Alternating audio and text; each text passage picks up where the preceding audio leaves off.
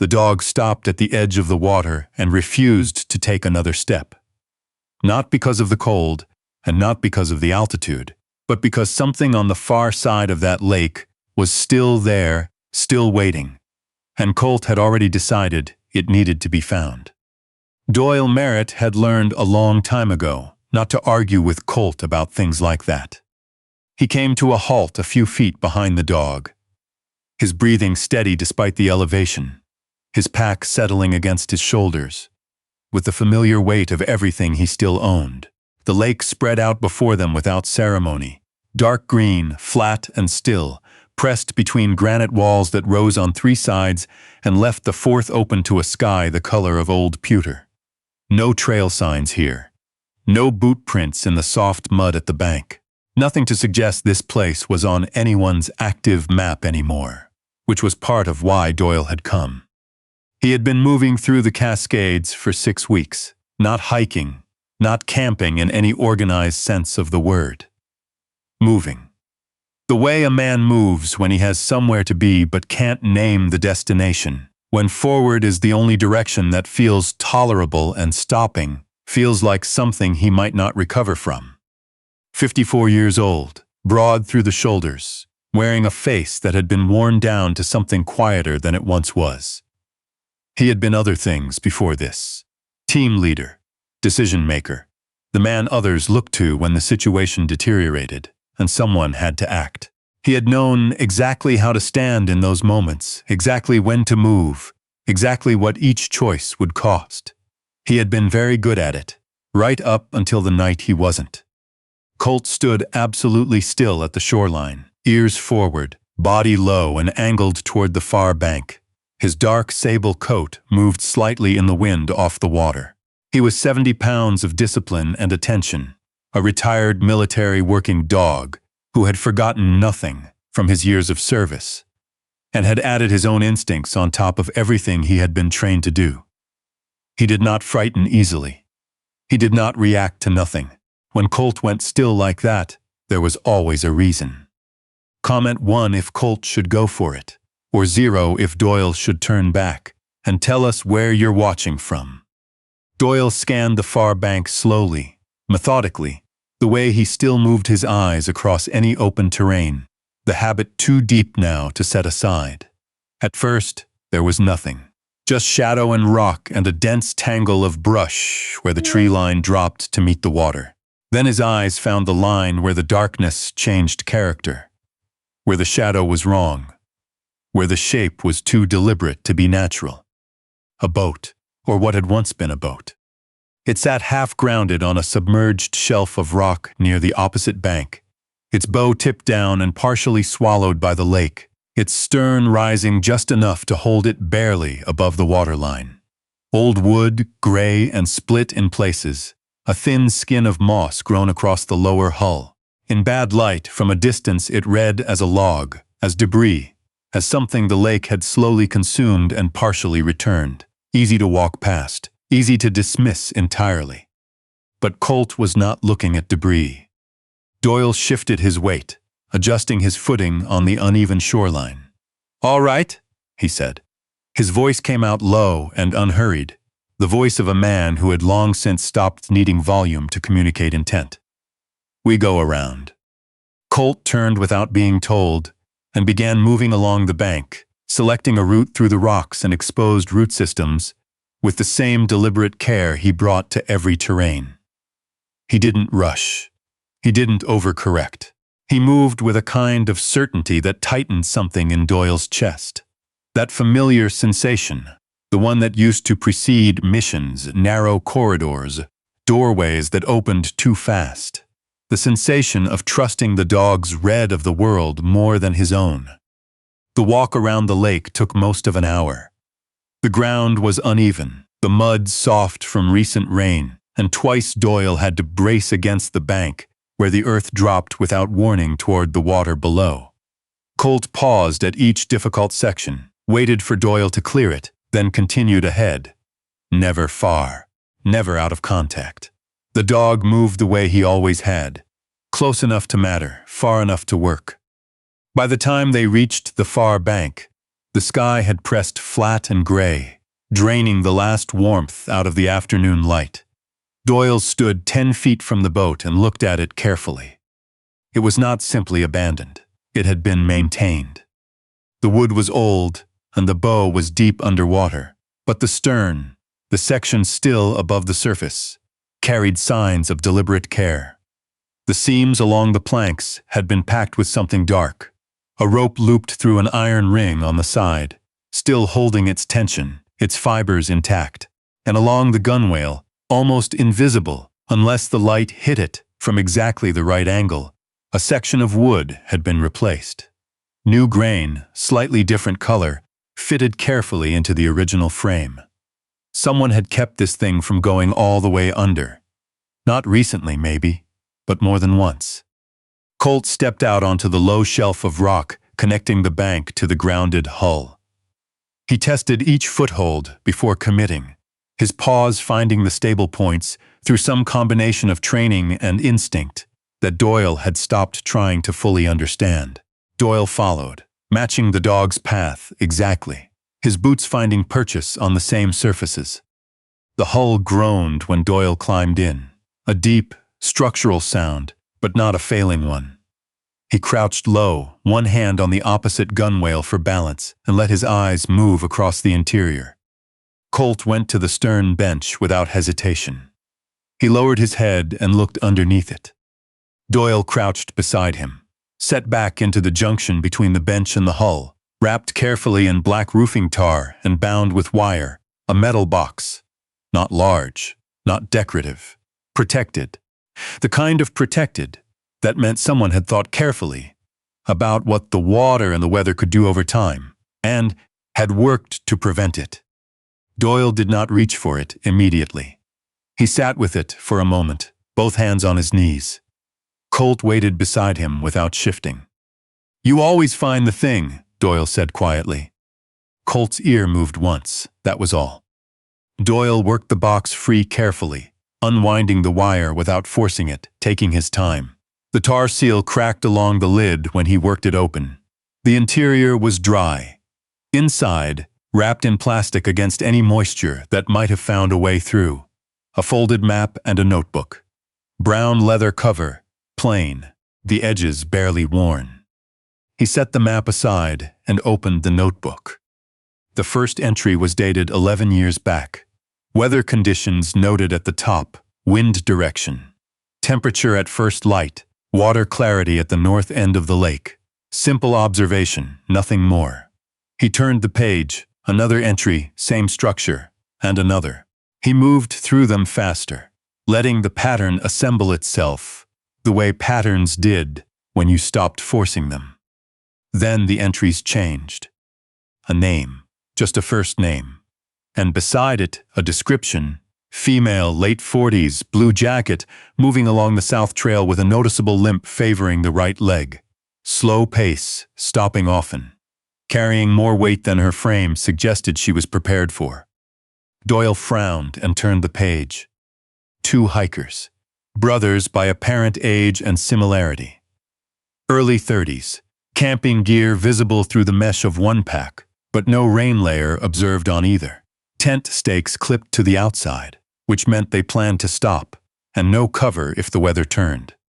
He turned the page again. Older man, moving alone. Too fast on the north approach for his visible fitness level, breathing audibly from 50 yards. Left trail markers redirecting toward the lower cut, which gained the same elevation over a longer, more forgiving distance. Doyle went still. He read that last line again. Left trail markers redirecting toward the lower cut. He set the notebook on the bench beside him and looked out over the water. The wind moved the surface in slow, even lines. He thought about the trail coming in, the junction 2 miles back, the small cairn sitting at the fork that had seemed natural, the kind of thing the land occasionally did on its own. He had followed it without a second thought. Any hiker would have. He picked up the notebook and kept reading. Pages and pages, seasons turning, years going by, and the pattern never varied. Observation first, assessment, then intervention. Always quiet, always indirect. Stones rearranged at the places where footing failed after rain. A water cache left in a rock hollow near the pass, where dehydration became a real risk by midday. A rope secured to a spruce at the ledge where the trail narrowed and the drop was serious. Markers placed where they were needed, removed when the conditions no longer called for them.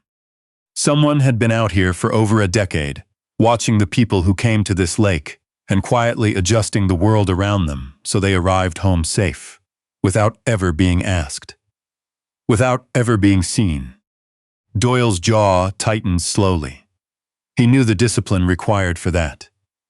He could recognize it the way you recognize a language you once spoke. In the structure, the patience, the precision of it, the attention that never wandered, the commitment that didn't have an off switch. Then he reached the entries marked differently. Smaller letters, less space between lines. The hand writing them was conserving something. Hiker, male, early 60s. Entered the North Pass during dense fog. Trail markers insufficient for that visibility. Could not reach the position in time. Did not return. Doyle's breath came out slow and controlled. He kept reading. There were others, not many, enough. Each recorded in the same plain, direct language.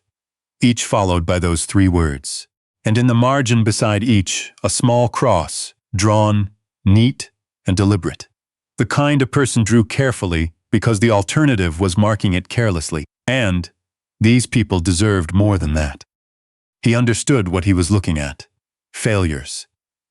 Recorded not from guilt alone but from witness. Because someone had understood that letting those people vanish without a record was its own kind of wrong.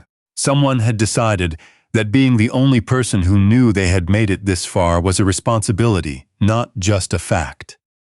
Doyle set the notebook on his knee and looked at the far bank of the lake without seeing it. The memory came the way it always came, not as a full scene, not as a movie, but as fragments landing in sequence. A building that had been marked clear, a sound that wasn't right. 4 seconds, maybe less. To make a call with the information available, which was never all the information, which was never how anyone wanted it to go. 3 men who had followed his lead, because that was the arrangement, because he had always been reliable, because until that night the call had always been sound. His hands were not shaking. He had worked for a long time to get to where his hands did not shake. Colt moved in from the side, his full body pressing against Doyle's leg. Not alarm, not urgency, just weight, just warmth. The steadiness of an animal who had decided this was where he was supposed to be and had no plans to revise that. In, 2, 3. The VA therapist had explained it as giving the nervous system something it could anchor to. Doyle had thought it was too simple to be real. He had used it every day for 2 years. Out. The fragments receded. He was in the boat. The lake was in front of him. Colt was against his leg. He opened the notebook again and kept reading. The entries toward the end showed a different kind of writing. The same hand, unmistakably, but lighter. Less pressure behind each letter.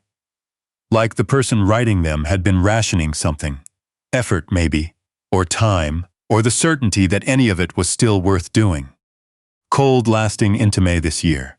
Supplies lower than planned. Reduced trail coverage to primary passes only. Continue observation. Still watching. That word, continue, appeared again and again in the final pages, not as instruction, as the only answer left when every other option had been exhausted. And then, near the back, the entries changed subject entirely. Male, mid-50s. Posture and movement pattern consistent with military background. The way he reads terrain before he enters it. The way he positions himself relative to open ground. German Shepherd, retired working build, harness still on. Moving north along the ridge. Doyle's hand stopped turning pages. He read it again. Next observation, same subject. Camped 2 nights at the high meadow on the east side. Dog maintains loose perimeter watch during the night hours. Subject wakes at sound changes, repositions, settles again. The pattern is familiar. Known profile. Known profile. He turned the page. One more entry. Subject moving west along the waterline today. Carrying weight that wasn't in any visible pack. Checking the ridge behind him more than the trail ahead. Has not stopped long enough to eat a full meal since arrival. And then nothing. The remaining pages of the notebook were blank. Doyle sat in the grounded stern of an old boat on a mountain lake in the middle of the Cascades and held a notebook that had been watching him. He did not move for a while. Colt stayed pressed against him, not pushing, not demanding, just there. Outside, the wind had picked up slightly, moving across the water in long, shallow rolls. The temperature had dropped another few degrees. He noted it without urgency. He was about to close the notebook when his thumb caught something at the back, a slight thickness to the inside cover that wasn't from the binding. He worked the edge and found it. A small pocket, hand-sewn into the leather, slim, almost undetectable. Inside, folded twice and sealed in a strip of clear plastic. A letter. One page. The same handwriting as the early entries, before the pressure had faded, before the winters had taken what they took. Doyle unfolded it and read. If you found this, you found what I left here on purpose. I've been watching this lake for 11 years. I came up here for the same reasons people like us come to places like this, to get away from something I couldn't fix and couldn't keep looking at. I didn't plan to stay, but the first time I watched someone head toward the North Pass with the wrong gear in the wrong weather, I couldn't sit still. So I left a marker, then another, and somewhere in there it became the thing I did. I couldn't save everyone. The crosses in the margin, I think about those people more than I can explain. I wrote them down because they deserve to have someone know that they tried, that they made it this far, that they were here. I don't know how much longer I can keep ahead of the winters. But I wanted to leave this behind, in case it meant something to someone who found it. I saw you out there. The man with the shepherd. I'm not asking about your story. I know better than to ask. But I know that walk. I know what it means to carry something that won't put itself down, that follows you into sleep and is waiting when you come back out the other side. I watched you for 3 days. You haven't stopped long enough to rest. You keep reading the ground behind you, instead of what's ahead. You're still here. I know it doesn't feel like much, but it is. It's actually the hardest part, and you're already doing it every single day. Take care of that dog. He's already taking care of you. Doyle read it through twice, then a third time slower. He was not a man who came undone easily. He had pressed certain things down a long time ago and built other habits on top of them. But his throat tightened in a way he didn't fight, and he let it be exactly what it was. Colt set his chin on Doyle's knee. He didn't look at the letter. He looked at Doyle's face with the patient, undemanding attention of a dog who had chosen his person deliberately and saw no reason to revisit that choice. 11 years, Doyle said. His voice was level, out here alone. Colt's eyes stayed steady. Doyle looked around the interior of the boat again. The patched seams, the maintained rope, the replaced plank along the gunwale. 11 years of small, careful repairs. 11 years of watching strangers move through this place and quietly adjusting the world around them so they made it out the other side. For people who had no idea. For people who went home and told someone about the beautiful trail and never once wondered about the cairn that kept them off the bad footing or the water cache that got them through the last 2 miles. He thought about the woman with the limp. He hoped she had made it back to something worth returning to. He thought about the brothers without rain gear and whether one of them had children now, who would someday take the same trail. He thought about the man moving too fast on the north approach, did not return, and the cross beside those words, drawn with care by someone who had understood that recording a failure honestly was the only dignity left to offer. He knew about that. He knew about carrying the names of people whose outcomes he had not been able to change. He had been carrying 3 of them for 6 years, and he suspected he would carry them for whatever came after. But this person, whoever had built this system, whoever had kept this notebook, whoever had watched this lake for 11 years in silence and asked nothing back, had found a way to make the carrying mean something, had turned the watching into protection, had turned the inability to fix the past into a commitment to the present. Doyle looked at the blank pages at the back of the notebook for a long time. Then he reached into his pack, into the side pocket he rarely opened, and took out a pen. Black ballpoint, the kind that wrote in any weather. He had carried it for 3 years and used it for nothing. He opened the notebook to the first empty page after the last entry. He sat there with the pen against the paper. Colt shifted beside him, resettling. The boat rocked slightly in a change of wind, then found its balance again. Doyle wrote a date.